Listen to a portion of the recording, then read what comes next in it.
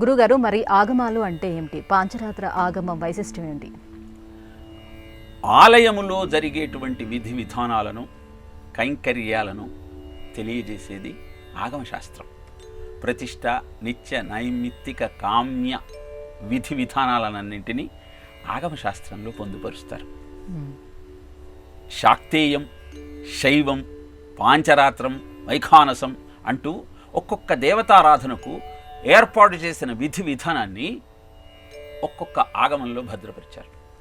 శైవాగమనాలు, వైష్ణవాగమనాలు ఇన్ని మనం చెప్పుకుంటూ ఉంటాం. దీంట్లో పాంచరాత్రం, వైఖానసం ఈ రెండు వైష్ణవ ఆగమాలు. ఆ శ్రీ మహావిష్ణువును చేరుకోవటానికి ఎలాంటి అభ్యాసం చెయ్యాలి, విధి విధానాలు పాటించాలి అని తెలియచెప్పేది పాంచరాత్ర ఆగమం. ఎందుకు దీన్ని పాంచరాత్రము అన్నారు అంటే 5 రాత్రులు 5 పగళ్ళు శ్రీ మహావిష్ణువు అద్భుతమైనటువంటి ఈ విధి విధానాలన్నింటినీ శివుడు, బ్రహ్మ, గరుత్మంతుడు, అనంతుడు, విశ్వక్సేనుడికి వివరించారట. అంతేకాకుండా ఆ భగవత్ తత్వాన్ని తెలియజేసేటువంటి పర, వ్యూహ, విభవ, అంతర్యామి, అర్చావతారాలన్నింటి 5 గురించి చెప్పేది కనుక దీనిని పాంచరాత్రం అన్నారు. పర అంటే ఆ అవతారం ఎవరికీ కనపడదు, ఆ రూపం.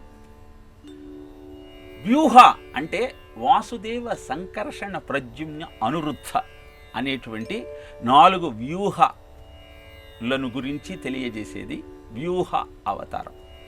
విభవ అంటే ఆ వ్యూహ అవతారాల నుంచే ధర్మరక్షణ కోసం భూమండలం మీద అవతరించిన రామ, కృష్ణుల యొక్క ఆరాధన.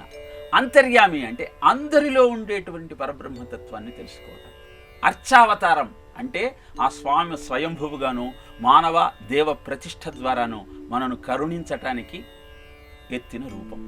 ఇలా ఈ 5 విధి విధానాలను మనకు తెలియజేస్తూ ముక్తిని పొందటానికి పరమాత్మను ఎలా సేవించాలి అనేటువంటి అద్భుతమైన తత్వాన్ని వివరించేదే పాంచరాత్రం.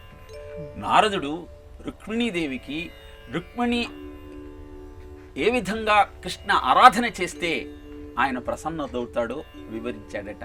దాన్ని పాంచరాత్రం అంటారా అని కూడా మనకు శాస్త్రం తెలియజేస్తుంది. మనకు తిరుపతిలో ఉన్నది వైఖానస సాంప్రదాయంలో శ్రీ మహావిష్ణువును అర్చించే విధానం అయితే, ఇతర క్షేత్రాలలో, వైష్ణవ క్షేత్రాలలో పాంచరాత్ర ఆగమం ప్రకారం అర్చన సాగుతూ ఉన్నది. తెలుసుకుందాం, జీవితాన్ని ధన్యం చేసుకునే ప్రయత్నం చేద్దాం.